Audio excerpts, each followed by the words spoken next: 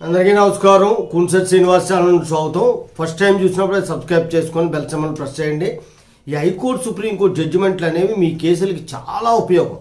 మీరు చాలా తేలిగ్గా తీసుకుంటారు, కానీ చట్టం ఎలాగున్నా సరే సుప్రీంకోర్టు హైకోర్టు ఇచ్చిన జడ్జిమెంట్లే కింద కోర్టులో ఫైనల్.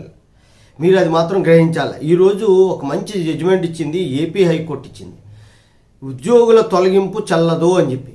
ఏ సందర్భంగా జరిగింది అంటే, ఏపీ ఆంధ్రప్రదేశ్ వికలాంగుల కోఆపరేటివ్ సొసైటీకి చెందినటువంటి 7గురిని ఆంధ్రప్రదేశ్ ప్రభుత్వం అంటే కోఆపరేటివ్ సొసైటీ తొలగించింది ఏకపక్షంగా. తొలగిస్తే వాళ్ళు హైకోర్టుకి వెళ్ళారు.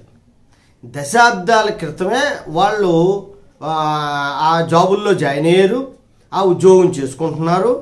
వయసు నిర్ధారణ అనేటువంటి ఒక అభియోగం మోపి వయసు నిర్ధారించాలంటే కళ్ళు చెక్ చేయాలని చెప్పి కళ్ళు చెక్ చేసి వాళ్ళ కళ్ళు సరిగ్గా కనబడలేదు కాబట్టి ఉద్యోగ విరమణ తీసుకోవాలి, లేదంటే ఉద్యోగం తొలగిస్తామని చెప్పి 7గురిని ఒకసారి తొలగిస్తున్నట్టు ఉత్తర్వులు జారీ చేయడం జరిగింది.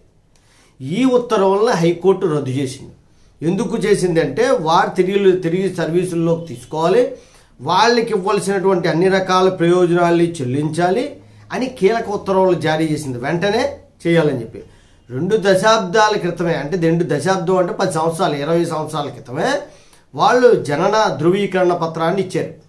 దాన్నే ఫైనల్గా తీసుకోవాలి. మళ్ళీ 20-30 సంవత్సరాలు ఉద్యోగం చేసిన తర్వాత నీ కళ్ళు ఎలా ఉన్నాయి, నీ పళ్ళు ఎలా ఉన్నాయి, నీ వయసు ఎంత, ఇవన్నీ నిర్ధారించి వాళ్ళ కళ్ళు సరిగ్గా కనబడలేదు, ఇవన్నీ ఆరోపణలు చేసి ఉద్యోగం తొలగించడం అనేటువంటిది సరి అయిన పద్ధతి కాదు అనేటువంటిది వీళ్ళ తాలూకా హైకోర్టు చెప్పిందన్నమాట.